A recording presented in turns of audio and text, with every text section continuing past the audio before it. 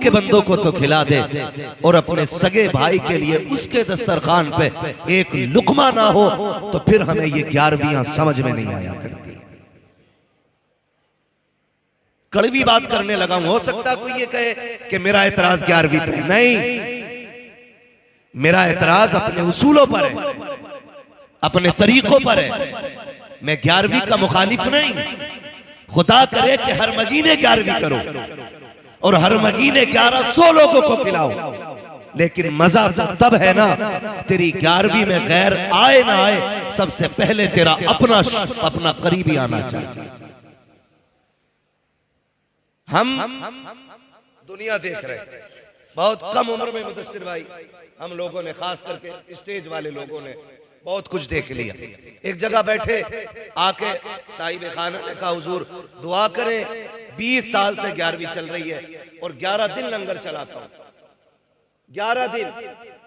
मैंने कहा बड़ी अच्छी बात है, 11 दिन नहीं, खुदा करे पूरा महीना लंगर चले। और हम तो सुन्नी बरेलवी लोग हैं, हमारा तो नजरिया ये है, हम तो पलते ही लंगर पे, हम तो खुल के कहते हैं तेरे टुकड़ों पे पले, गैर की ठोकर पे न डाल, झिड़कियां खाएं कहां छोड़ के सदका तेरा। कहने लगा जी लंगर चल रहा है और 11 दिन लोग खाते। मैंने कहा बड़ी अच्छी बात है। वो उठ के नहीं गया, इतना पड़ोसी आ गया। पड़ोसी भी कतई फ्री रहते, अगर कोई अच्छाई करे उसकी बुराई करने के लिए पड़ोसी कतई जूते पहने रहता है। जैसी वो उठ के गया उसके साथ पड़ोसी आके बैठ गया। ये क्या कह रहा था? मैंने कुछ नहीं बता रहा था, 11 दिन से लंगर चल रहा है। मैं आपसे इतनी गुजारिश करूंगा, खुदारा दूसरे को देखने से पहले सिर्फ अपने आप को देखें। हम जो लगे ना, हर बंदा दूसरे की सलाह में लगा, अपना देख ही नहीं रहा। कह रहा इमाम साहब ऐसा लग रहा है मुझसे छोटी बड़ी हो गई और अपनी दाढ़ी जब से पैदा हुआ वो संभाला, आज तक बाल ही नहीं देखे अपने चेहरे पे। ये कंडीशन है हमारी। ओ भाई मेरा हिसाब इनको नहीं देना है, तुम्हारा हिसाब मुझे नहीं देना है, इन उलमा का हिसाब तुम्हें नहीं देना है। तुम अपनी कब्र में लेटोगे, हम अपनी कब्र में लेटेंगे। फिक्र ये मत कर मौलवी का क्या बनेगा, फिक्र ये कर मेरा क्या बनेगा। कब्र में जाकर के हिसाब देना है। अपनी अपनी तैयारियां सारे करें। पड़ोसी बड़ी जल्दी कूद के आ जाते हैं, आग बुझाने नहीं आग लगाने। वो शायद गजल का शेर है, लेकिन बात सच्ची कही थी जिसने भी कही थी। कहा था लकड़ी के मकानों में चिरागों को न रखिए, अब आग बुझाने को पड़ोसी नहीं आते। ये बात बड़ी सच्ची किसी ने कही थी, बहुत अच्छी बात कही। ये हालात है हमारे, और इसका नुकसान जानते हो? फर्ज करें ये लगती हुई आग और सुलगती हुई चिंगारी है। रिश्ते वाले आते हैं ना, रिश्ते वाले किसी की लड़की देखने, होता ना ऐसे रिश्ते, या फैक्स के जरिए हो जाता है। ऐसे ही सब में हो रहा है ना, लड़की वाले लड़की को लोग आते देखने के लिए, लोग मीन्स लड़के के घर वाले, ठीक है जी। वो जब देखने के लिए आते हैं तो मजाल है लड़की के घर से एक मेहमान नाश्ते के लिए निकल जाए, एक तुनतुना दरवाजे पे खड़ा मिलेगा, कहेगा कैसे आए थे? कुछ नहीं, लड़की देखने आए। बोले इधर आओ। क्या क्या बताया तुमने? क्या क्या बताया? का सारी तारीफ की। क्या मैं बस वो फिर कहता क्या हुआ कि भाई बस छोड़ो यार, कहते तो बुरे हो जाएंगे, तुम्हारी मर्जी है। इतना शोशा काफी होता रिश्ते बिगाड़ने के लिए। फी पड़ गई है इसे। बोले अब तुम्हारी मर्जी यार, हम कुछ नहीं कह रहे। सब कुछ कह दिया और फिर कह रहा कुछ नहीं कह रहे। खुदारा गैरत आनी चाहिए। अगर तुम्हें यह दिख रहा है किसी की बेटी का खराबाद होने वाला है, किसी के हाथ पीले होने वाले हैं, उसके घर में आग ना लगाओ। जमाना आज हालात इतने बिगड़ते जा रहे हैं, दुश्मन बन गई है दुनिया हमारी। कोई कौम ऐसी नहीं है जो हमें सीने से लगाने के लिए तैयार हो। हर कौम की कोशिश ये है कि ये कलमा पढ़ने वाले मिट क्यों नहीं जाते हैं, इनका निशान क्यों नहीं मिट जाता है, इनके नाम लेने वाले क्यों नहीं मिट जाते हैं। आपसे इतना कहूंगा खुदारा, खैर तो अपने हैं ही दुश्मन, अपनों को तो गैरत आनी चाहिए। कितने घर वीरान हो गए, कितनी बेटियां आज मुर्तद होती जा रही है, दुनिया चीख रही है बेटियों का ईमान बचाया जाए। मैं कहता हूं खुदा की कसम, निकाह आसान कर दो, बच्चियों का इर्तिदाद की तरफ जाना ये कम हो जाएगा। निकाह मुश्किल हुए हैं, बेटियां मुर्तद हो रही है, निकाह आसान कर दो, बेटियों का खात्मा ईमान पे होना शुरू हो जाएगा। बेशक बाब, नारे तकबीर, नारे रिसालत, नारे गौसियत, मसलके आला हज़रत। समझ रहे सारे लोग? अगर बात समझ में नहीं आएगी इंशाल्लाह बिना माइक के बात कर लूंगा। हाँ भाई, एक और कम कर दो। माइक अच्छा है आपका, थोड़ी सी जगह कंजेस्टेड है ना, ये तंग एरिया, इसकी वजह से आवाज खोलने नहीं दे रहा है ये एरिया। आप आवाज खोल दें, इको बंद कर दें, ठीक है? खैरियत है सारे लोग? मैं आपसे इतनी बात कहूंगा, खुदारा रहम करें, किसी का घर बसने से पहले उजाड़े ना, वरना अल्लाह ऐसा कादिर मुतलक है, पूरी दुनिया लाखों की भीड़ हो या हजारों की हो, चंद मुट्ठी मिट्टी डाल के लौट आएगी।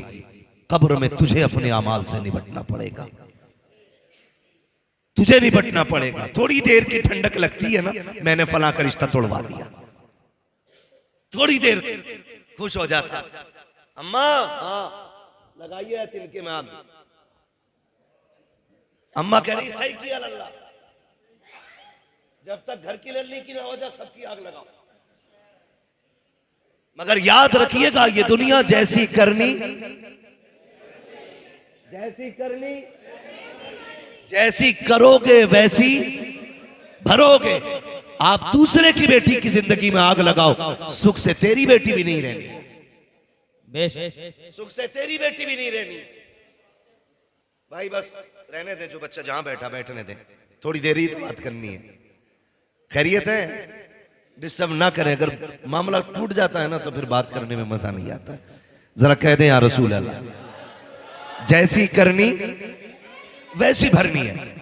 तो किसी को दुख दे के आप सुख ना उठाएं, किसी को सुख दे के दुख उठा ले, अल्लाह बदले में सारे सुख कब्र में अता फरमा देगा। हम हजरत यही होता ना, आगे कहते हैं मुफ्ती साहब, मेरा अब्बा जब से मरा ना 3 बार जन्नत में देख लिया, इससे नीचे तो मरने के बाद देख ही नहीं रहा। कि कोई नेकी याद है अब्बा की? कहा का क्या कि कुत्तों को पानी पिलाते थे। अच्छी बात है जानवरों को खिलाना पिलाना, लेकिन वो अमल क्यों भूल गए जो सगे भाई के मुंह से हाथ डाल करके निवाला छीन लिया था। मरने के बाद तो सारे ही कहते हैं कि मेरे अब्बा को कोई जन्नती कह जाए। बड़े से बड़ा अल्लामा भी जन्नती होने का सर्टिफिकेट नहीं देगा। जन्नत में कौन जाएगा ये रब जानता है, रब जानता है। किसी के कहने से राजी ना हो, अपने अमल से राजी होने की कोशिश करें। तो रिश्ता करने के लिए लोग आते, आग लगा दी जाती है। अभी कुछ दिन पहले की बात है, गलत नहीं है ये, डरो अल्लाह से। आज इनके आगे बेटी है, कल मेरे आगे भी आनी है, परसों आपके आगे भी आनी है। क्यों ना सबकी बेटी को अपनी बेटी की तरह देखो? क्यों नहीं देखते हो? बात बात में आग लगा देते। कितने घर उजड़ गए, कितने बापों ने आत्महत्या कर ली। किसी ने सोचा? अमीर एसी में सो रहा है, मतलब ही नहीं है। गरीब मर गया ट्रेन के आगे कूद के, कह रहा हमारा क्या, हिसाब वो देगा। नहीं बेटे, हिसाब तुझे भी देना पड़ेगा। वो मरा है, गलत की आत्महत्या की, उसने खुदकुशी की, गलत है, लेकिन हिसाब तुझे भी देना है। आप कहेंगे मुझे कैसे? मैंने कहा बता वो क्यों मरा, फिर तहकीक कीजिएगा। अल्लाह ने 4 बेटियां दी थी, चारों बच्चियां जवान हो गई, पूरी जिंदगी रक्षा चलाते गुजर गई, ठेला धकेलते गुजर गई, बेटियों के हाथ पीले न कर सका। जब बेटियों ने जवानी की दहलीज पे कदम रखा, उस बाप की भी तमन्ना थी मेरी बेटी सुर्ख जोड़ा पहन के घर से निकले, लेकिन जब दामाद तलाश करने निकला तो दामाद नहीं दौलत के कुत्ते नजर आए। जब दामाद ढूंढने निकला तो भिखारी नजर आए। किसी ने 5 लाख की डिमांड की, किसी ने 10 लाख मांगे थे, किसी ने गाड़ी मांगी थी, किसी ने मकान मांगा था। कमजोर बाप था, कहां से कुत्ते खरीद के लाता, खाली हाथ वापस लौट आया। 4 बेटियों का चेहरा देखता रहा। जमाने ने, मुआशरे ने इतने ताने बाप को दिए। कोई कहता था 4 हाथी पाल लिए गए, हाथ पीले न कर सका, खाने पे लगा हुआ है, बेटी को रुखसत करने तैयार नहीं है। मैं कहता हूं खुदारा जरा होश के ना घूम तो लो। ये जो बाप गुर्बत से मर रहा है, ये जो बच्चियों के बाल सफेद हो रहे हैं, ये उम्र की वजह से नहीं, लोगों के तानों की वजह से हो रहे हैं। अगर ये चाहते हो तुम्हारी वजह से किसी को सुख मिल जाए, अल्लाह ने दौलत दी है तो डिमांड न कर, मांग न कर। तू अमीर है, गरीब के घर जा, उसकी बेटी को अपने घर की दुल्हन बना। खुदा की कसम काबे वाला भी राजी हो जाएगा, मदीने वाला भी राजी। वाह भाई वाह, नारे तकबीर, नारे रिसालत, नारे गौसियत, मसलके आला हजरत। सुभान अल्लाह। है फुर्सत ही नहीं है। 11वीं खाते खाते दांत टूट गए, लेकिन 11वीं वाले को समझ ही नहीं पाए, समझ ही नहीं पाए। जिंदगी देखे अपनी, हालात देखे हम अपने। खुदारा तो अगर कभी ऐसा हो ना तो किसी का घर बर्बाद ना करना, अल्लाह तौफीक दे तो घर आबाद करना। अगर आपकी या मेरी वजह से किसी का घर आबाद हो गया ना, तो भले तेरी कब्र पे कोई आए या ना आए, अल्लाह अपनी रहमत से तेरी कब्र को खुद ही जन्नत बना डालेगा। वरना अगर मिट्टी में आने की बात की जाए मुफ्ती साहब, तो मिट्टी में भी लोग पर्दे उतारने आ रहे हैं। ये आया था हमारे अब्बा के दफन में, हम इसके अब्बा के दफन में जाएंगे, किसी को कोई सवाब नहीं। हाँ, खाली पर्दे उतारने जा रहे हैं। नोता अस्तगफिरुल्लाह। मुफ्ती साहब बता रहे मिट्टी का भी अब नोता चला रखा है। कसर नहीं है, बदलो अपने आप को। यह मसला के आला हजरत नहीं है। बदनाम करने के लिए मसलक को हम और अमल करने के लिए कोई और। सोचे जरा, हमारी कौम ने पूरी जिंदगी नारों पे गुजार दी है। देखो देखो कौन आया, शेर आया, शेर। अबे आदमी आया भाई, मसला धीमा रख। आसमान से उतर के नहीं आया हम लोग भी, हम जमीन पर चलने वाले लोग हैं। इन नारों ने भी दिमाग खराब कर दी हमारे। कुर्सी छोटी हो मूंड खराब हो जाता, ताज वाली क्यों ना लगाई? नारे ना लगे तो मेरे नाम का नारा क्यों नहीं लगा? मैं तो फातह कश्मीर हूं। निकले इन झगड़ों से। कुछ नहीं, गुलामों के नारे नहीं, आकाओं के नारे लगने चाहिए। बेशक आला हजरत ने क्या कहा था? जान दे दो वादे दीदार पर, नकद अपना दाम हो ही जाएगा। बेनिशानों के निशा मिटते नहीं, मिटते मिटते नाम हो ही जाएगा। ऐ रजा हर काम का एक वक्त है, दिल को भी आराम हो ही जाएगा। तो ये हम अना से निकले, मैं से निकले, वो पढ़े मिटा दे अपनी हस्ती को। अगर कुछ मर्तबा चाहे कि दाना खाक में मिलकर गुले गुलजार होता है। बुरा ना मानिएगा, ये जो ड्यूटियां लगी है ना, मेरी ड्यूटी कुर्सी पे बैठ के बात करने की, खुदा की कसम बड़ा डर लगता है। वो डर की भी बात, जितनी बड़ी जिम्मेदारी है उतना सख्त हिसाब भी है। अगर बंदा इमाम है ना, तो हिसाब भी इमामत के हिसाब से होगा। बंदा खजांची है तो फिर हिसाब खजांची के हिसाब से होगा।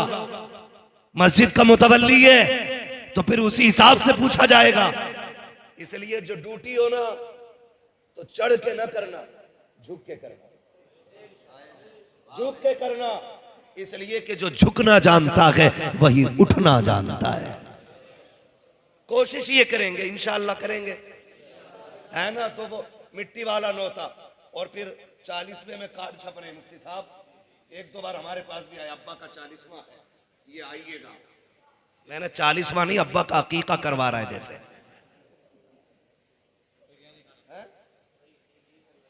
बिरयानी खाने, जहां का जो स्पेशल खाना है लोग वही खाने के लिए चल देते। माफ कीजिएगा, ये जो दावतें मोहल्ले मोहल्लों बट रही है ना, आला हजरत ने इसको मना किया।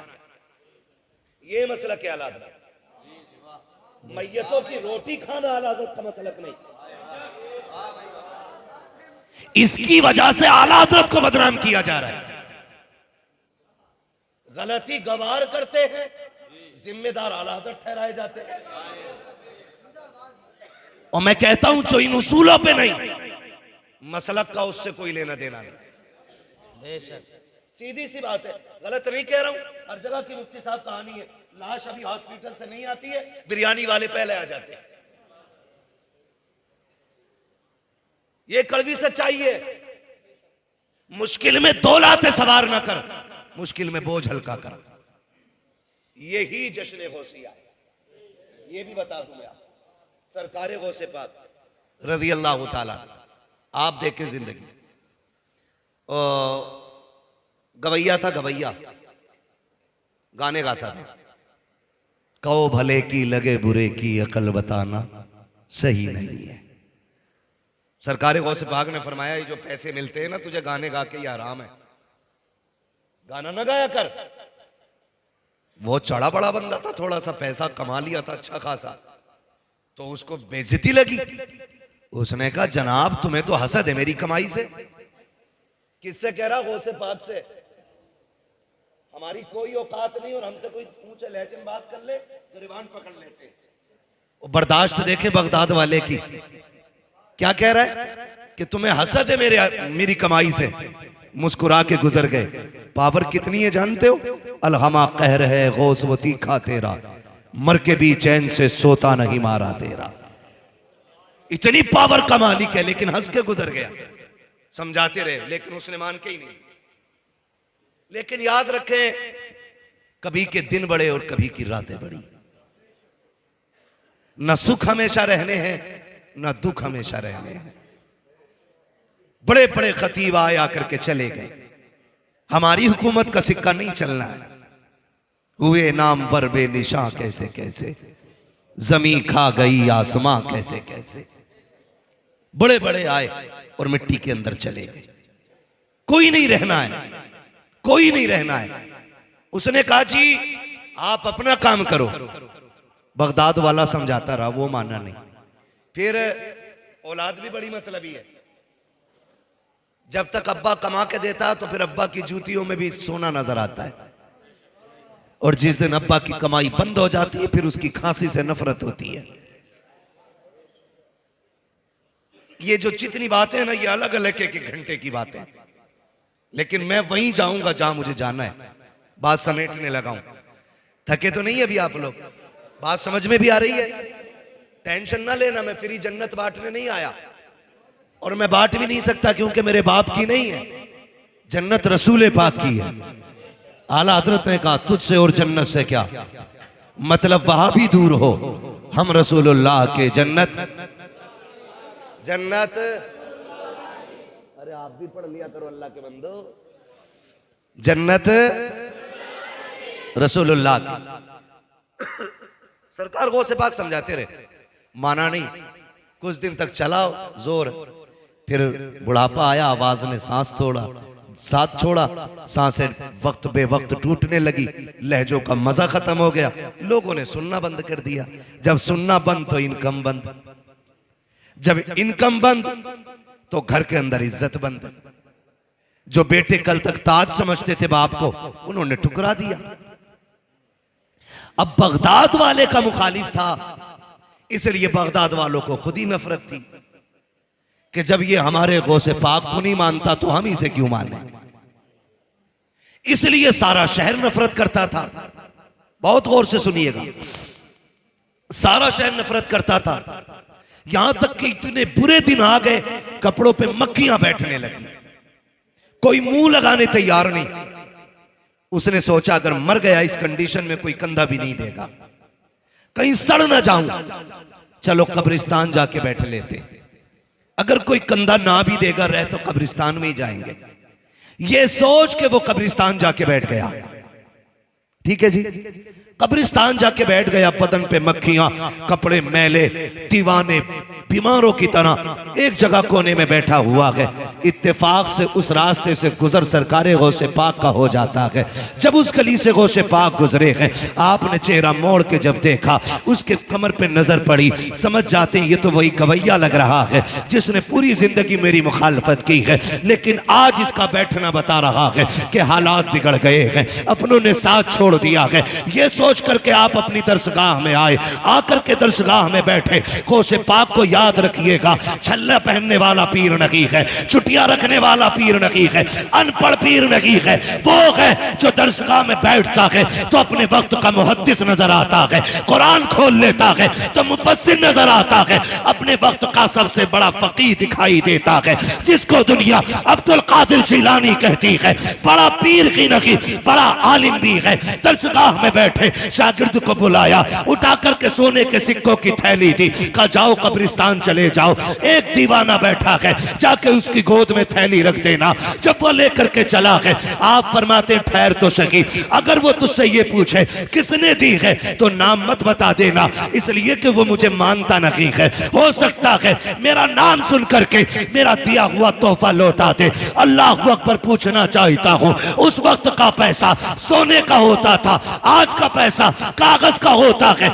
ये देते हुए वीडियो बनती है, वो देते हुए नाम छुपाया जा रहा है। का नाम ना बता देना, कहीं शर्मिंदा ना हो जाए। चाह अगर पूछे किसने दिया है तो नाम ना बताना। शागिर्द आया, गोद में सोने के सिक्कों की थैली रखी, रखने के बाद जाने लगा। फकीर ने हाथ थाम लिया, कहा यार बता तो सही, पूरे शहर ने चेहरा फेर लिया है, कौन है जिसने मुझे सीने से लगाने की कोशिश की है, कौन है जिसको मेरे हाल पे तरस आया है। उसने कहा जनाब मुझे देने का हुक्म था, बताने की इजाजत नहीं थी। ये कह के जब चला, उसने भी थैली उठाई है, कमर के पीछे लगाई है, पीछे पीछे चला, कहीं तो जाएगा ये। वो आने वाला आया, गौसे पाक के मदरसे के दरवाजे पे ठहर गया। जब वो ठहरे देखा, वो भी जाके अंदर दरवाजे पे खड़ा हो जाता है। बगदाद वाले ने उसको देखा, उसकी आंख में आंसू थे। आप दरसगाह छोड़ देते हैं, उठ के उसके पास जा रहे हैं जिसने पूरी जिंदगी मुखालफत की थी, पूरी जिंदगी गालियां दी थी। कंधे पे हाथ रखा, यार क्या बात है, क्या इससे गुजारा नहीं हो पाएगा? चीख निकल गई। उसने कहा बात गुजारे की नहीं है, ख्याल आ रहा है, मैं समझ गया था कि इस पूरे शहर के अंदर कोई और नहीं हो सकता, ये मुस्तफा का शहजादा ही हो सकता है जिसने दुश्मन पे भी करम किया है। कहा ये सोच करके यहाँ तक आ गया हूँ। उसने थैली कदमों में रखी, कहा बगदाद वाले बता तो सही, पूरी जिंदगी तेरी बातों को ठुकराता रहा, पूरी जिंदगी तुझे झुठलाता रहा, आज दुनिया ने ठुकराया है, तब तूने सीने से लगाया है। मैं पूछना चाहता हूँ क्या आज तेरी बात मान लूं तो खुदा राजी होगा कि नहीं? बगदाद वाले ने मुस्कुरा के कहा था, नादान परेशान क्यों होता है, गुस्ल करके तौबा करना ये तेरा काम है, तुझे वली बना देना अब्दुल कादिर जिलानी का काम। नारे तकबीर, नारे रिसालत, नारे गौसियत, मसलके आला हजरत, फैजाने गौसे आजम, सुभान अल्लाह। तवज्जो है, बरेली से आवाज आती आता है फकीरों पे उन्हें प्यार कुछ ऐसा, खुद भीख दे और खुद कहे मंगते का भला हो। मंगता तो है मंगता, कोई शाहों में दिखा दो जिसको मेरे सरकार से टुकड़ा ना मिला हो, जिसको मेरे सरकार से टुकड़ा ना मिला हो। जानते हो एक बात कही जाती है, लोग कहते थे पहले जीना मुश्किल है और अब हकीकत ये कि अब मरना मुश्किल हो गया। हजरत मरना मुश्किल हो गया है। कफन की महंगाई, तीजे के चनों की महंगाई, हाँ तीजे के चनों की महंगाई। जानते कितने में कलमे की तादाद मुकर्रर हो रही है, ये आप अपने आलिम से पूछें। लेकिन ये आलिम से नहीं पूछते, ये मुखिया से पूछते हैं कितने पूरे हो जाएंगे। मुखिया कह रहे आप पिछले बार एक मुट्ठी मिले थे, 35 किलो आए थे, अब 70 कर लो, क्योंकि हजरत वो भी बच्चे चनों पे पालना चाह रहा। दो दो मुट्ठी तो आई जा। और बांटने वाले अल्लाह माफ करे, जलील करने नहीं आया, कुछ समझाने आया हूं। चने उतने लाओ जितने में कलमे की तादाद पूरी हो जाए, भले बंदे को एक एक चना ही क्यों ना मिले। इन बढ़ते खर्चों ने गरीबों को मरने पे मुश्किल कर दिया उनका मरना। और हम इसे मसला के आला हज़रत कहते। कुछ जगहों पे 1.5 क्विंटल चना आ रहा है, और जिसके घर पे बच्चों को खिलाने के लिए 2 किलो आटा ना हो, वो 1.5 किलो चने कहां से लाएगा 1.5 क्विंटल। लेकिन मुआशरे के चलन ने ना इतना मजबूर कर दिया है कि बेवा भले जेवर बेचे, लेकिन शोहर के 40वें में 1.5 क्विंटल चने मंगाने पड़ेंगे। इसे मसलक कहते हैं हम लोग नहीं, ये मसलक के आड़ में गुंडागर्दी कर रहे हैं हम लोग। जिसे बुरा लगे उठ के चला जाए। चापलूसी करने की आदत मेरी नहीं है। मैं आईना हूं दिखाऊंगा दाग चेहरे के, जिसे खराब लगे सामने से हट जाए।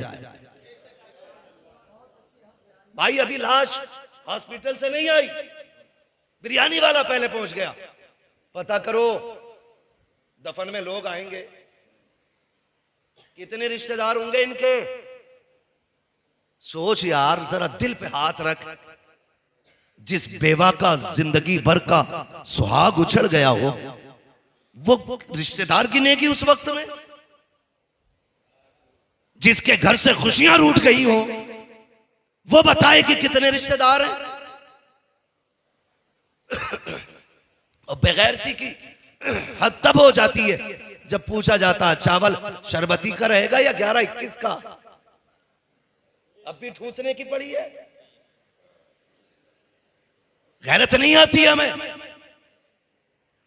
ओ भाई वो खा लें जिनका घर बहुत दूर हो।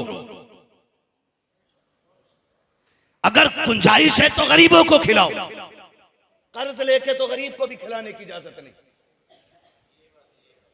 क्यों 11-21 बनेगा कि शरबती? बिरयानी बड़े की बनेगी कि छोटे की?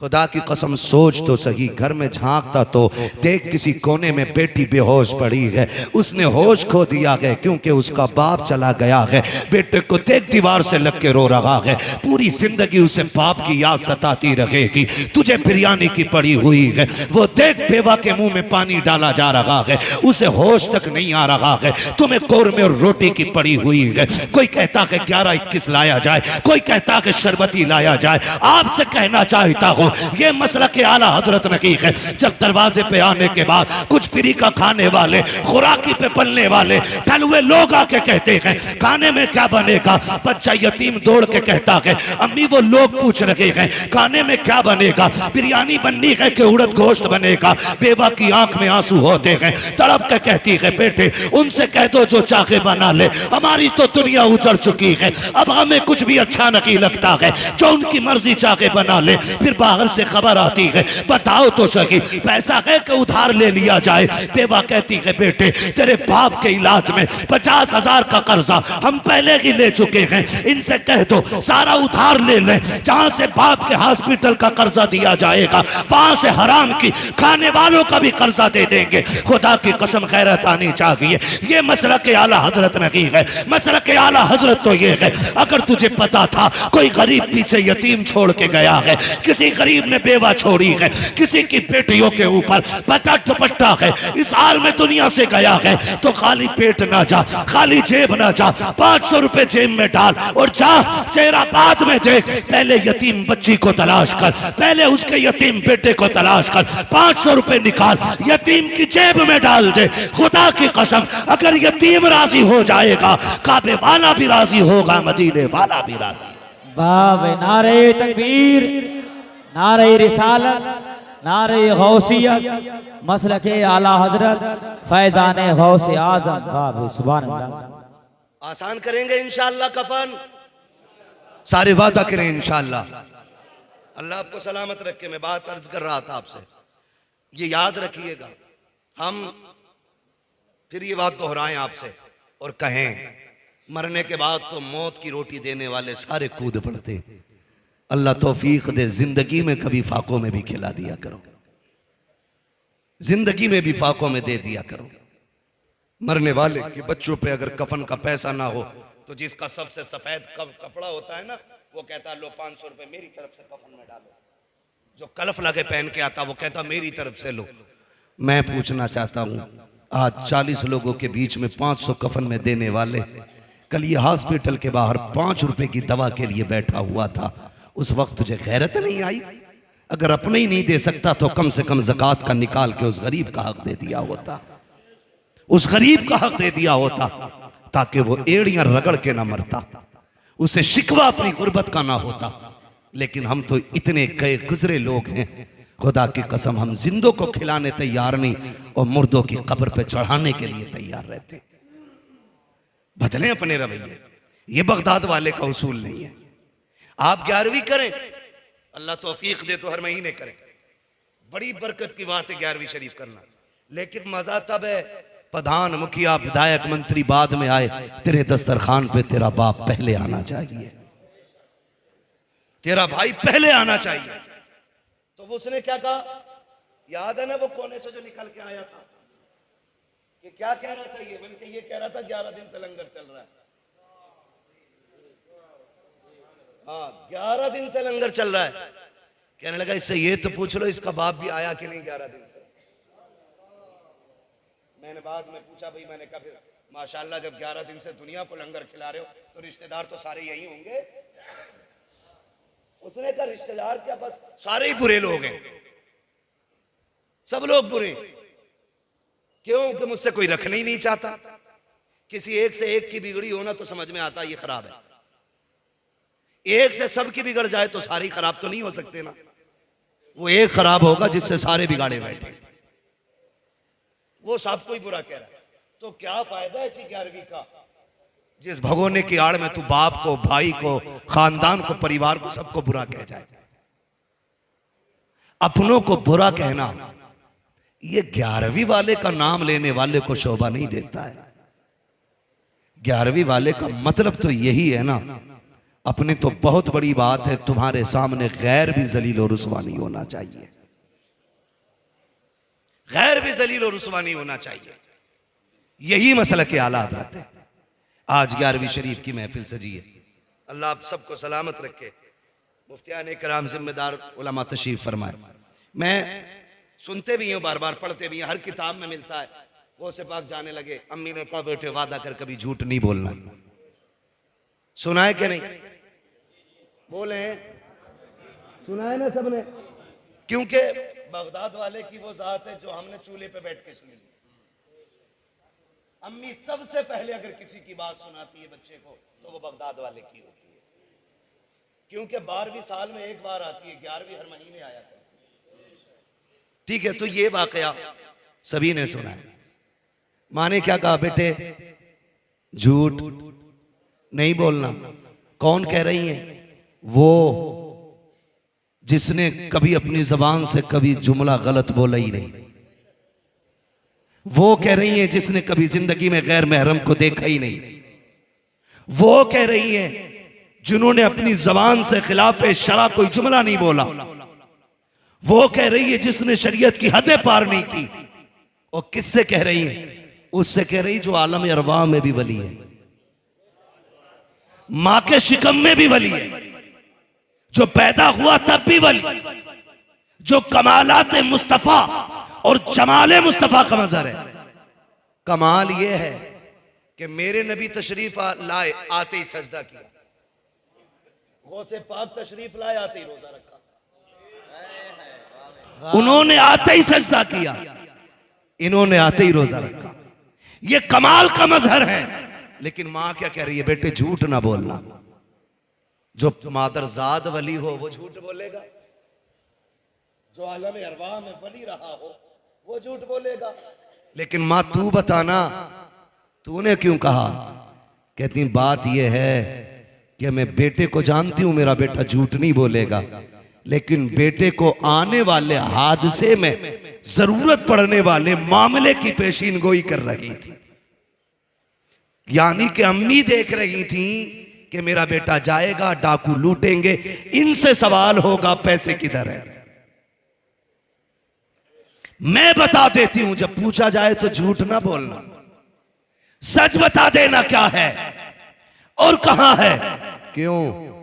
मां है, जानती हैं कि जब ये बताएंगे ना तो खुदा की कसम सिर्फ इनका ही किरदार बुलंद नहीं होगा, अल्लाह इनके सदक़े में उन डाकुओं को भी अपना वली बना डालेगा। मैं रुक के एक बात कहूं, बगदाद वाले की अम्मी कहती है झूठ ना बोलना। हम अपने बच्चे को 10 रुपए दें, 5 की भिंडी, 3 का धनिया, 2 का नींबू लेके आ, वो 10 का सामान ले जाता, 10 रुपए फिर वापस। अम्मी ये रहा सामान और ये रहे तुम्हारे 10 रुपए। अम्मी कहती कैसे? तो कहती अम्मी मैं बस यूं नजर बची निकल आया। अम्मा कहती है मेरा पप्पू कितना होशियार निकला। हाँ, प्यार में बचपन में यही बोला जाए, गुड्डू कितना अच्छा है। कहती सुनो तरीफन, ये जो मेरा लाल है होशियार हो गया, उम्र 6 साल की है, काम 50 साल वाला कराया। का 10 रुपए लेके गया था, सौदा भी ले आया, पैसे भी ले आया। तो वो भी कहती बड़ा होशियार है तुम्हारा मुन्ना। ये मुन्ना नहीं, अब आगे चल के डाकू बनेगा। यही गलती हम करते हैं। बगदाद वाले की मां अपने वली बेटे को तालीम देती है, झूठ मत बोलना। यहां चुगलखोर अम्मा बदचलन बेटे को समझाने तैयार नहीं। शर्म आनी चाहिए, रवैये ये होने चाहिए। हमारा बेटा पहले दिन 1 रुपया किसी का फालतू लाया था, अम्मा कान पकड़ के कहती बेटे हम हुजूर के उम्मती हैं, हमारे नबी ने एक दाना हराम का हम पे हराम किया है, हम फाका रहेंगे लेकिन हराम का किसी का एक दाना नहीं खाएंगे। जब आप बच्चे को बचपन में ये तालीम देते ना, तो खुदा की कसम बेटा आपका होता, कौम के लिए वही सलाहुद्दीन अय्यूबी बन जाता, वही मोहम्मद बिन कासिम बन जाता, वही कौम का सरमाया बन जाता, वो डाकू ना बनता। जब 25 साल की उम्र में पकड़ा जाता है ना जेब काटता हुआ, कहते हैं मौलाना पहली बार गया था नजरा और पहली बार फंस गया, दुआ कर दो निकल गया। तो मुझे हजरत उमर याद आते हैं। चोर पकड़ा गया हजरत उमर के दौरे खिलाफत में, फरमाया हाथ काटो इसके। उसने कहा उमर माफ कर दें, पहली बार चोरी की है। फरमाया अब झूठ की सजा कोड़े भी लगाओ। उसने कहा हुजूर झूठ क्या बोला? कहा तू ये कह रहा है पहली बार चोरी की है। तो फरमाने लगे हाँ यही तो झूठ है। कहा कैसे? कहने लगे नादान, रब इतना करीम है, बंदा पहली बार गुनाह करे तो वो बंदे को कभी खुलने ही नहीं देता है। तू जो ये कह रहा पहली बार चोरी की है, तू ये झूठ बोल रहा है कि रब ने तुझे माफ ना किया हो। अम्मा कह रही है, अब्बा कह रहा, पहली बार फंसा घर का लल्ला, मान ही नहीं सकते। पहली बार में तो रब बचा देता है, रब बचा देता है, इसलिए कि रब अपने बंदे पे 70 माँ बाप से ज्यादा मेहरबान। और एक माँ कितनी मेहरबान होती है। इंसान तो छोड़ो, कुछ दिन पहले सोशल मीडिया पे एक वीडियो हिरन का देखा था कि जिसमें एक मगरमच्छ या भेड़िया जो भी था पानी में पीछा कर रहा था हिरन के बच्चे का। जब बच्चा मगरमच्छ से थोड़े से फासले पर रह गया ना, तो हिरन दौड़ के आके बच्चे और मगरमच्छ के बीच में खड़ा हो गया। गोया उसने अपने आप को मगरमच्छ का शिकार बना दिया, इसलिए कि मैं मर जाऊं मेरा बच्चा बच जाए। बता, अगर जानवर के दिल में बच्चे का इतना प्यार है तो फिर हव्वा की बेटी के दिल में अपने लाल का कितना प्यार रखा होगा। कोई अंदाजा नहीं लगा सकता है, कोई अंदाजा नहीं लगा सकता है। बगदाद वाले को डाकुओं ने रोका, कहा था 40 थे, हाँ दिखाओ। उधेड़ो सिलाई, सिलाई उधेड़ी, खन खन गिरे, आंखें फैल गई। बच्चे इतना बड़ा नुकसान कर लिया, इतना बड़ा नुकसान क्या हुआ? का झूठ बोल देता ना तो ये 40 सिक्के बच जाते। आप कहते हैं झूठ बोल के 40 सिक्के तो बच जाते, लेकिन माँ से किया हुआ वादा तो टूट जाता ना। कहते हैं अब्दुल कादिर 40 सिक्के नहीं 40,000 सिक्कों को आग लगा सकता है, लेकिन माँ से किए हुए वादे से कभी जबान नहीं फेर सकता है। मैं आपसे रुक के एक बात कहूं, सारे नौजवान बैठे और यकीनन सारे ही माँ के जरिए दुनिया में आए, कोई बिना माँ के तो नहीं आया ना। हम ऐसे मुंह क्यों देख रहे हैं कि आधे माँ के जरिए आए आधे आसमान से गिरे? सारी माँ के जरिए आए ना। क्या हम माँ के साथ उतनी वफादार हैं जितना बगदाद वाला वफादार है? सोचे जरा, वो माँ से किया हुआ वादा निभा रहे हैं और हम लोग अम्मा को कहते हैं बस अभी आया, वो कहती है रुक तो जा, हाथ झटक के कहती तुझे पता नहीं मेरा दोस्त चौक में खड़ा है। हमारा यार हमारे लिए अहम हो गया और माँ की अहमियत खत्म हो गई। ये ना करें। माँ बेवकूफ नहीं होती है, माँ इतनी दानिश्वर होती है कि जिस बीमारी को डॉक्टर मशीन में डाल के आला लगा के ब्लड निकाल के चेक करके बताते ना, माँ चेहरा देख के बेटे की वो बीमारी पकड़ लेती है। इसे माँ कहते हैं। और हम उसे कहते हैं मेरी माँ तो पगली है। उसे बेवकूफ बनाने में कितनी देर लगती है?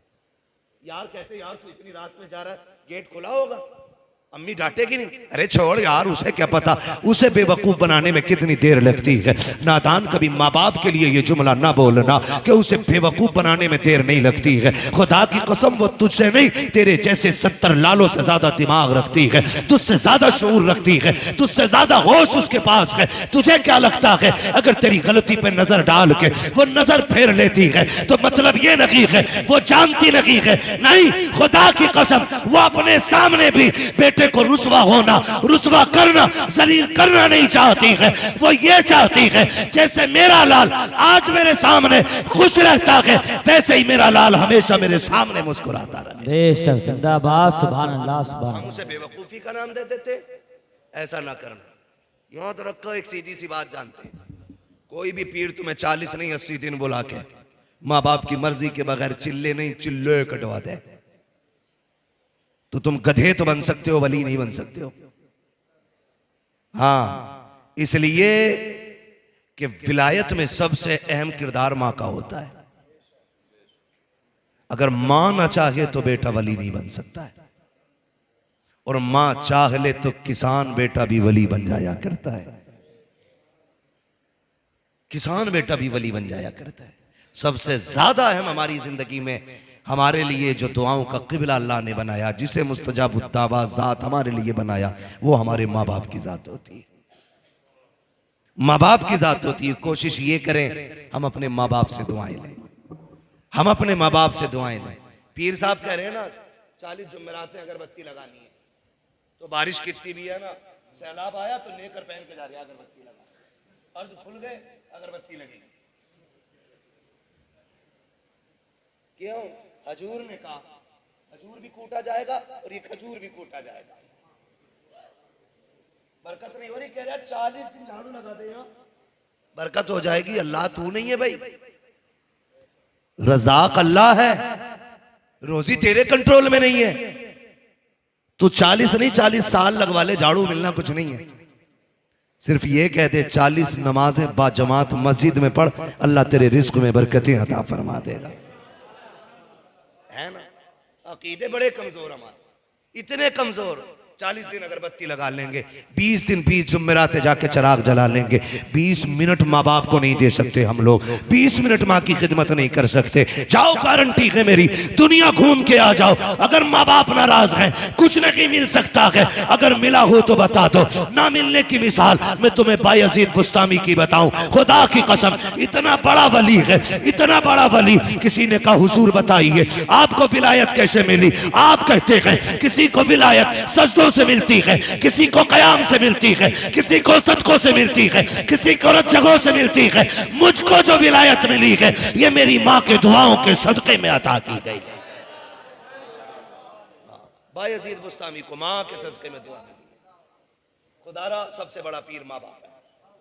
हाँ, अंधभक्तों से गुजारिश है जाहिल पीरों के चक्कर में आके माँ बाप न छोड़े, और जो माँ बाप छुड़वा दे वो पीर नहीं, वो पैर है, वो है ही नहीं पीर।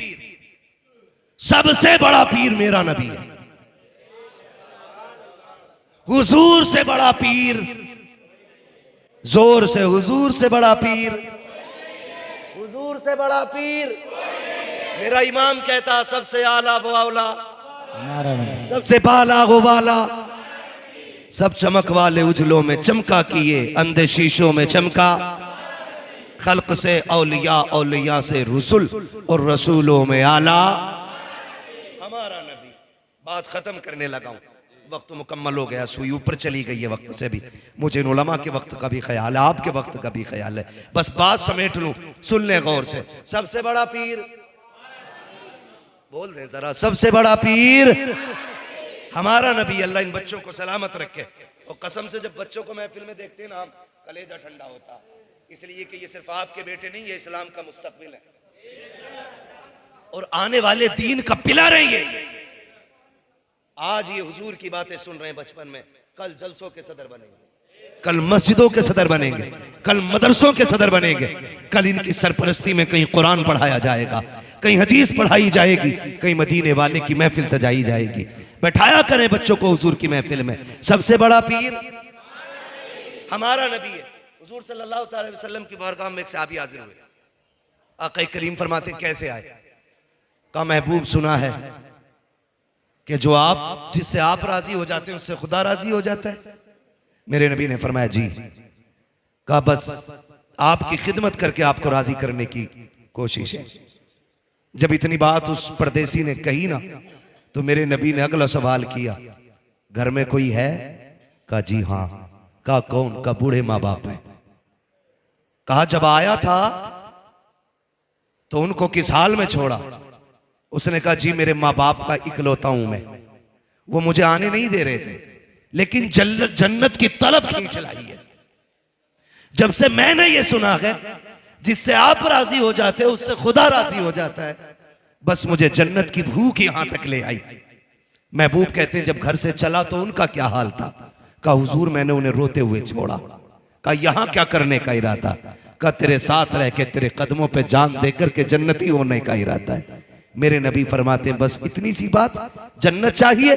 कहा हाँ। आका फरमाते हैं वापस लौट जा। हुजूर क्यों?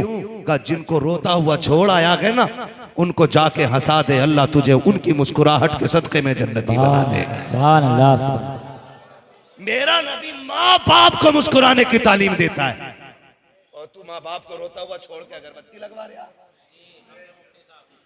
ऐसे ही पीरों के देखना, ऊपर चादर चल रही होगी, नीचे लठिए चल रही होंगी। सही बता रहा हूं भाई मैं। और तुमसे गुजारिश है पीर परस्ती छोड़ो, खुदा परस्ती करो। पीर का काम खुदा तक पहुंचाना होता है, खुद तक नहीं। खुद तक पहुंचा रहा। मर्सिडीज से आ गया ना, अच्छा आइए आप क्यों आए, हम ही बुला लेते। और गरीब अंदर आ जाए, ए किससे पूछ के अंदर आया, बाहर बैठ, बारी का इंतजार कर।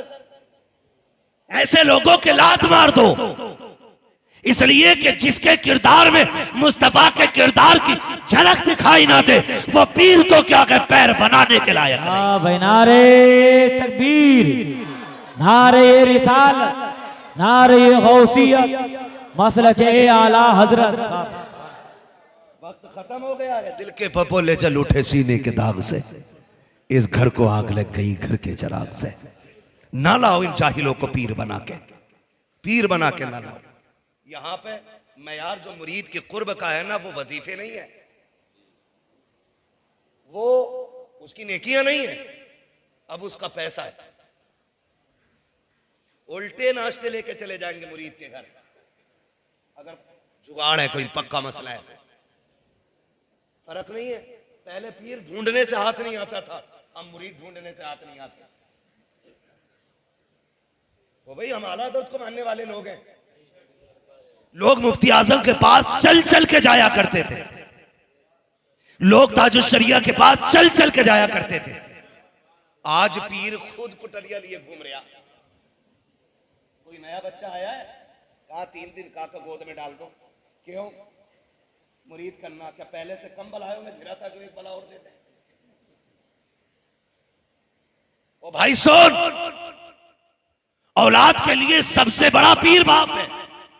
और लिख लो इस बात को, 2 बेटे किसी बाप के हो, बर्दाश्त कर ले 5 मिनट। 2 बेटे किसी बाप के हो, एक बेटा परदेश में हो, एक बेटा बाप के साथ हो। 20 साल बाद दोनों को तोल के देखना, जो बाप के साथ रह के पला होगा उसका वजन ज्यादा होगा, इसलिए कि बाप के साए में पलने वाले बच्चे हमेशा मोटे होते हैं। समझ रहे हैं मेरी बात? अल्लाह आपको सलामत रखे। तो पीर भी ना मारे मारे फिर रहे हैं कि कोई हो तो मुरीद करा लो। और एक दौर ऐसा था, आला हजरत पीर ढूंढने निकले। आला हजरत ढूंढते ढूंढते गंज मुरादाबाद शरीफ पहुंच गए। सुनेंगे पीरों को? थोड़ा सा सुनो या मत सुनो, सुना के जाऊंगा। खुदा करे ताकि आप इस बिजली से बचे रहे। हाँ, बिजलियां गिर रही हैं, जिसके घर एक बार बैठ गया उल्लू पूरा चमन उजाड़ के उठ गया। दाने दाने पे लिखा खाने वाले का नाम है, बोरे बोरे पे लिखा पीर साहब का नाम। तो भाई मसला है ना, मसला ये है, समझे जरा, मैं बात समेट लूं, बड़ा लंबा वक्त होता जा रहा है, जरा कह दे या रसूल अल्लाह। तो आज चीन झपट चली, आला हजरत मुरीद होने के लिए गए, गंज मुरादाबाद शरीफ पहुंचे। और गंज मुरादाबाद शरीफ में जब गए ना, हजरत की बारगाह में कहने लगे मौलाना कैसे आए? कहा मुरीद होने के लिए आए। तो जिनके पास बैठे वो भी वली हैं, वली हैं। चेहरा देख के कहते हैं मौलाना अहमद रजा तुम्हारा हिस्सा यहां नहीं है, तुम्हारा हिस्सा मारेरा शरीफ में रखा गया है। वाह भाई वाह, सुभान अल्लाह। आज का होता तो लंगर डाल के खींच लेता कि इतना पक्का मुरीद खान का चली चलाया। लेकिन वो दुनियादार नहीं, वो दीनदार थे। कहा अहमद रजा तुम्हारा हिस्सा यहां नहीं है, मारेरा शरीफ में है। कहा कहना क्या चाहते हो? कहा तुम मेरे पास खुद चल के आए हो, कोई तुम्हारा पहले से इंतजार कर रहा है। जब मेरा इमाम चल के मारेरा शरीफ की जमीन पे पहुंचा है, आपके पीर साहब बाहर निकल के इस्तकबाल के लिए खड़े थे। कहा अहमद रजा बड़ी देर से आए हो, हम तो तुम्हारा बरसों से इंतजार कर रहे हैं। वाह भाई वाह, सुभान अल्लाह। मुरीद भी कोई हल्का नहीं था। रोजे महशर अगर मुझसे पूछे खुदा बोल आले रसूल तू लाया है क्या, अर्ज कर दूंगा लाया हूं अहमद रजा, या खुदा ये अमान सलामत रहे। पहले ऐसे होते थे, हम पीर घूम रहा, मुरीद है कोई, गर्दन काट लो गर्दन।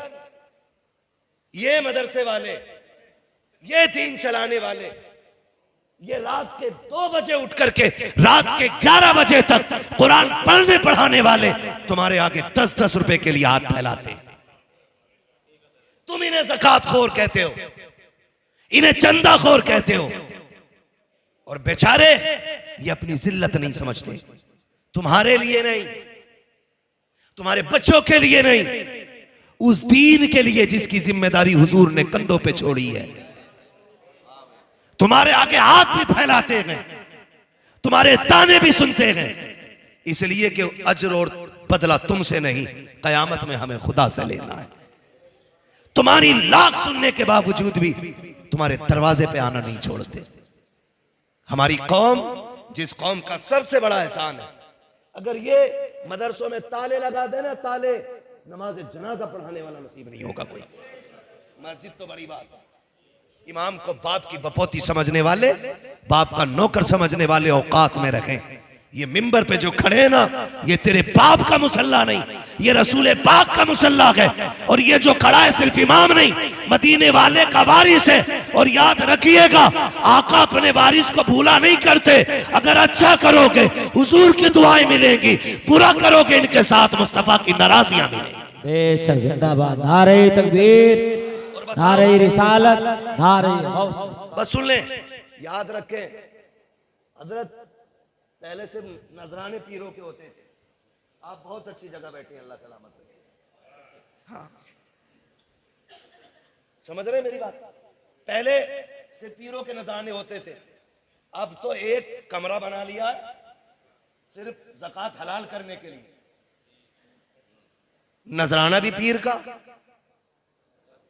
ज़कात भी पीर की, शुक्राना भी पीर का, फितरा भी पीर का, जो बची थी वो खाल का पैसा भी पीर ले गया।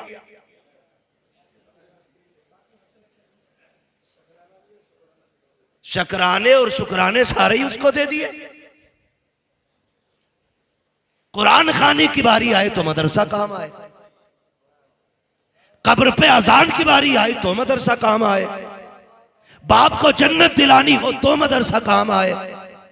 ये भीख मांगे और वो ठलुए तुम्हारे लिए हुए नजराने, शुक्राने, फसलाने, फितराने, ज़कात, हलालाने, हरामाने सारा ले जा करके मुंबई, कलकत्ता, गुजरात और विदेशों के समंदरों के किनारे मौज कर रखे हैं। उनके लिए सारा कुछ हो गया। जो आधी रात उठ के तुम्हें कुरान पढ़ा रहे, उनके हिस्से की ज़कात भी खत्म। यही हाल रहे ना तो जनाजे रखे रह जाएंगे, कोई पढ़ाने वाला नहीं होगा। पीर है तेरा, घर उठा के दे दे, मैं मना नहीं करता, लेकिन ज़कात मदरसों का हक है, उस मदरसों का हक है, ये मदरसे पे लगाओ। फिर देखो इन्होंने 10 हाफिज दिए हैं, आप साथ खड़े होंगे तो ये आपको साल में 20 हाफिज देने के लिए तैयार हो जाए। करेंगे इंशाल्लाह ऐसा ही। बातें मेरी कड़वी होती हैं, कई बार पीर साहब बिस्तर में लेटे लेटे कूद जाते हैं, बड़ा कड़वा बोलता है, तो किसी की रिश्वत लेके नहीं खा रखी है, दलाल नहीं है किसी के जो कौम को रुसवा होने देंगे। मैं तो खुल के कहता हूं, हुजूर की नामूस का मसला आया, कितने पीर कूदे बताओ? कुरान की आयतों का मसला आया, कौन से पीर ने मोर्चा लगाया? भाई जो एसी में लेटे गए सोते हैं उनके साए में, कोई हमें जगाए क्यों?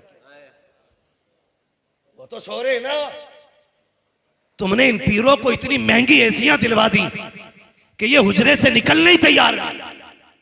मतलब नहीं जमीन नाम करा दो, लेकिन जब भी कुरान की अजमत पे पहरे की बात होती है या हुजूर की इज्जत की बात आती है, पीर निकल के नहीं, ये मदरसे वाले आलिम और मस्जिदों वाले इमाम आगे गाया करते।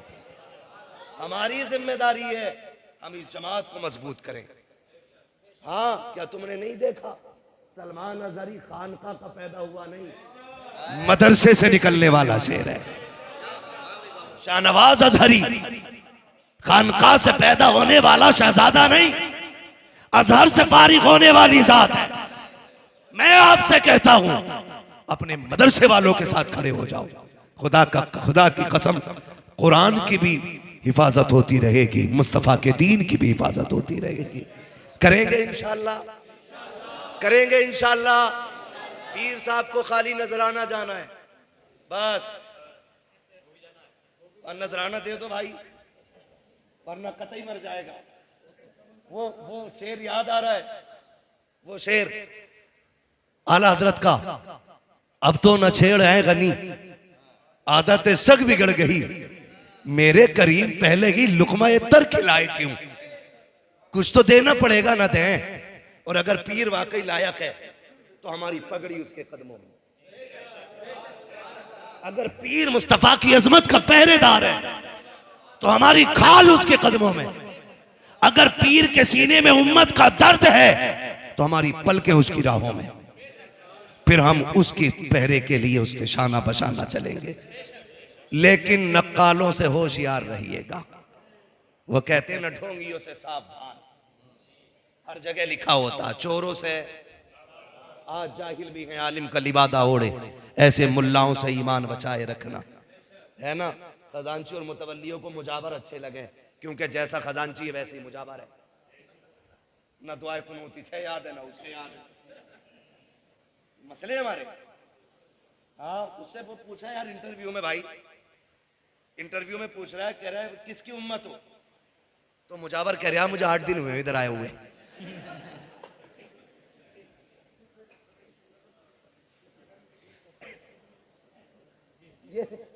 ये कंडीशन है। लात मार के भगाओ इनको।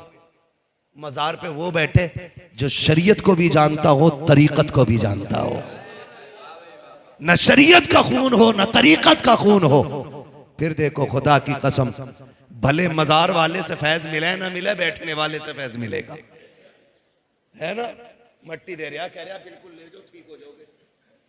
ये भाई क्लीन शेव, हमें हम पे गुजरती है ये। बुला लिया, मैंने कहा जरा बुलाओ तो सज्जादा कौन है। 25 साल का लड़का क्लीन शेव आया, कुर्ता पजामे में, हरी पगड़ी बांधा हुए। हरी पगड़ी सारी पाप मिटा देती है। मुझे बताओ ना, आया हरी पगड़ी बांध के कि जी मैं हूं, मैंने हाथ खोल इंसान का बंदा बन, सीधा होके बैठ, ऐसे बैठा, हाँ बताओ। मैंने तू मुजाबर है? कहा जी। क्या करता? कहा कुछ नहीं, बस मैं हाथ रख देता हूं शिफा हो जाती। मैंने कहा बदशिकले, तुझे चेहरे पे दाढ़ी रखने की तौफीक तो आई नहीं, तू मजार पे बैठ के ठेकेदार बन गया बीमारियों का। मुझसे ऐसे कह रहा सूंघो खुशबू आ रही होगी। मैंने वो थप्पड़ मारूंगा कि 7 पुश्तों तक दर्द होगा, तेरी खुशबू तो कल को चली जाएगी, मेरा दर्द 7 पुश्तों तक रहेगा। मुझे उल्लू बना रहा है। हम जानते हैं अगर बंदा हर फर्ज हर वाजिब पे अमल करता हो और सिर्फ खड़े होके नहीं, नंगे सर पानी पी ले और फिर सरसों का दाना जमा दे हाथ पे, वो जादूगर तो हो सकता है, वली नहीं हो सकता है। खाली नंगे सर पानी पीने वाला वली नहीं हो सकता, हफ्ते हफ्ते मुंडा के चिकना होके बैठने वाला मुजाबर वली हो गया। मैंने उससे कहा क्या बोले? क्या बोले? देखो मैं जिसे ऐसे कर देता हूँ शिफा हो जाती है। मन की तरह करिए, मुझे मेरे भी दर्द है, कई दिन से खबा खींच लिया था एक जलसे में लड़कों ने, अब नहीं रखता।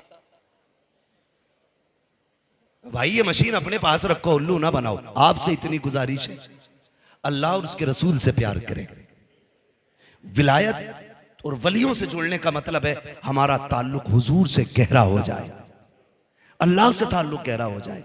बगदाद वाले की महफिल है, आपके तो साथी भी बचपन के खेलते थे ना, तो आपका खेल भी अजीब था। आप कहते थे ला इलाहा, बच्चे कहते थे इल्लल्लाह, ला इलाहा, ला इलाहा, ला इलाहा। ये बगदाद वाले के बचपन का खेल था। ये पीर हो गया, इसका खेल देखो। कह रही आंखें बंद करो, पथरी निकालूं। हाँ रुक जाओ 1 मिनट बहनोइयो, असल में बहनोई साहब है हमारे, ये भी मुदस्सिर साहब, मौलाना फरमूद साहब, इसलिए मुझे घड़ी दिखा रहे हैं। मेरे 4 साल की मुद्दत में पहली बार किसी ने मुझे आज घड़ी दिखाई है। अल्लाह सलामत रखे। बस मैं चाहता ये हूं कि हम सच्चे पक्के होश वाले बन जाएं, हम धोखे वालों के चक्कर में ना आए, दीन वालों के साथ हो जाएं। कल भी हमारे साथ दीन वाले खड़े थे, आज भी दीन वाले हैं, कल भी इंशाअल्लाह दीन वाले रहेंगे।